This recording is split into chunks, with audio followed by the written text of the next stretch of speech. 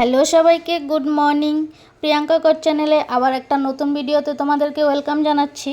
কাল সন্ধ্যাবেলা মাথায় তেল দিয়েছিলাম, তাই মুখটা দেখতে এমন লাগছে, মনে হচ্ছে টেকুমার্কা লাগছে মুখটা দেখতে। মাথায় তেল দিলেই মুখটা জানি কেমন হয়ে যায়।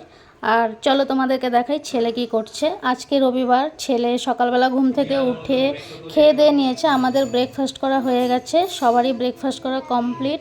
ছেলেকে এখানে পড়তে বসানো হয়েছে, কাল থেকে ওর পরীক্ষা। কাল সোমবার টেস্ট পরীক্ষা চালু হচ্ছে কাল থেকে, তাই সকালবেলায় উঠে পড়তে বসেছে। এমনিতে রবিবারে সকাল দিকেও পড়তে বসে না, কিন্তু কাল যেহেতু পরীক্ষা বই নিয়ে বসে পড়েছে, পড়াশোনা করছে। কালকে দুটো পরীক্ষা, বাংলা ফার্স্ট পেপার আর সেকেন্ড পেপার।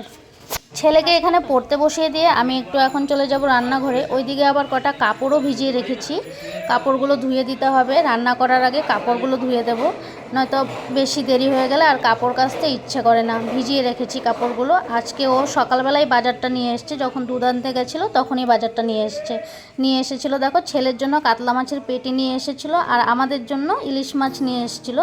আজকে কাঁচা ইলিশের তেল ঝাল করব, তার জন্য কালো সর্ষে একটু ধুয়ে ভিজিয়ে রেখেছি জল দিয়ে, আর কাঁচা লঙ্কাও এখানে দিয়ে রেখেছি।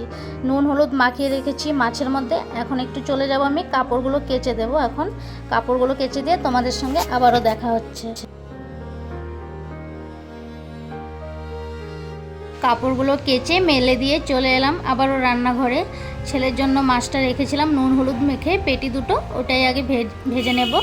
ছেলে যেহেতু ইলিশ মাছ খাবে না, প্রচুর কাটা, আমিই খেতে পারি না, আর ছেলে কী করে খাবে, তাই ওর জন্য ওর বাবা নিয়ে এসেছিল কাতলা মাছের পেটি। আর আগে আমি ইলিশ মাছটাকে নুন হলুদ মাখিয়ে রেখেছিলাম 10-20 মিনিটের মতো। আর এখানে মশলাটাও পেস্ট করে নিয়েছি। মশলা কি, শুধু কালো সর্ষে আর কাঁচা লঙ্কা বাটা। আমি এখানে আর কিছুই দেব না। আমি ইলিশ মাছ এভাবেই রান্না করি, এমনিতেই ভালো লাগে ইলিশ মাছ সর্ষে বাটা কাঁচা লঙ্কা বাটা দিয়ে। আমি জিরের গুঁড়োও এখানে দিইনি।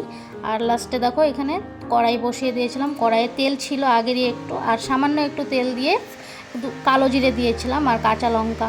একটু জল দিয়ে দিলাম নুন হলুদ দিয়ে, জলটাকে সামান্য ফুটিয়ে নেব। ফুটিয়ে নিয়ে তারপর এখানে মাছগুলো দিয়ে দেবো। মাছগুলো একটু সেদ্ধ হয়ে গেলে সবার লাস্টে এখানে মাছগুলো একটু সেদ্ধ করে নিয়ে সবার লাস্টে সর্ষে বাটাটা দিয়ে দেব। সর্ষে বাটা দিয়ে ওই 4 থেকে 5 মিনিট একটু ঢাকনা দিয়ে রেখে দেব। তারপর ওপর দিয়ে দুটো কাঁচা লঙ্কা দিয়ে নামিয়ে নেব কিছুক্ষণ পরে।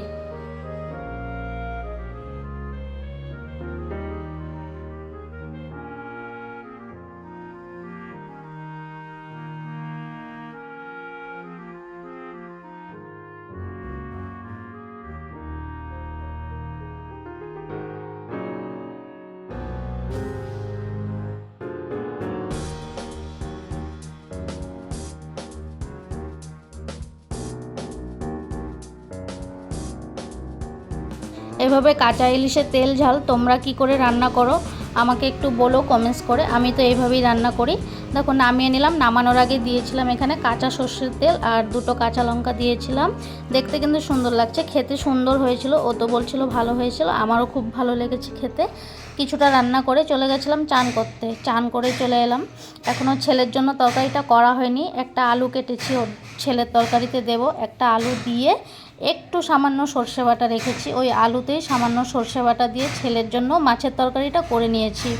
রান্নাবান্না পুরোই কমপ্লিট হয়ে গেছে। এই যে ছেলের তরকারিটাও করে রেখেছি আর আমাদের জন্য করে রেখেছি। আর সবার লাস্টে মোচা বাটা করেছিলাম, যেটা আমি আর ভিডিও করতে পারিনি। এখানে দেখো, অনেক দেরি হয়ে গেছে, এখন 3টের মতো বাজে। ভাত বেড়ে নিয়েছি, ও আজকে বাড়িতে ছিল, ওর জন্যই ভাতটা বেড়েছি। ছেলেকে আগেই ভাত খাইয়ে দিয়েছি, খেতে অনেক সময় লাগে, ওর জন্য ভাতটা বেড়ে নিয়ে যাচ্ছে। এখন ও বসে আছে খাওয়ার জন্য, আমিও এখন খেতে বসে পড়ব। আর আজকের ভিডিওটি তোমাদের কেমন লাগলো অবশ্যই কিন্তু কমেন্টস করে জানিও। আমাদের কিন্তু আজকে লাঞ্চটা ভালোই হয়েছিল। ইলিশ মাছের তেল ঝাল করেছিলাম মোচা বাটা, আর ছেলের জন্য একটা আলু দিয়ে সামান্য একটু সর্ষে দিয়ে ওকে মাখা মাখা করে তরকারিটা বানিয়ে দিয়েছিলাম। ছেলেকে আগে খাইয়ে বসিয়ে দিয়েছি, এখন বসে বসে টিভি দেখছে, আমরা এখন খেয়ে নিচ্ছি। মোচা বাটাটা খুব টেস্ট হয়েছিল, ও তো বলছিল মোচা বাটা দিয়েই সব ভাত খেয়ে নেব। আর আজকের জন্য ভিডিওটা এখানেই শেষ করে দিচ্ছি। তোমরা সবাই খুব ভালো থেকো, সুস্থ থেকো। আবার একটা নতুন ভিডিওতে তোমাদের সঙ্গে দেখা হবে। আর যারা ভিডিও নতুন দেখছো আমার চ্যানেলটিকে সাবস্ক্রাইব করে পাশে থেকো। আর ভিডিওটা দেখার সঙ্গে সঙ্গে লাইক কমেন্ট শেয়ার করে দেবে। তো টাটা বাই বাই, সবাই কিন্তু খুব ভালো থেকো।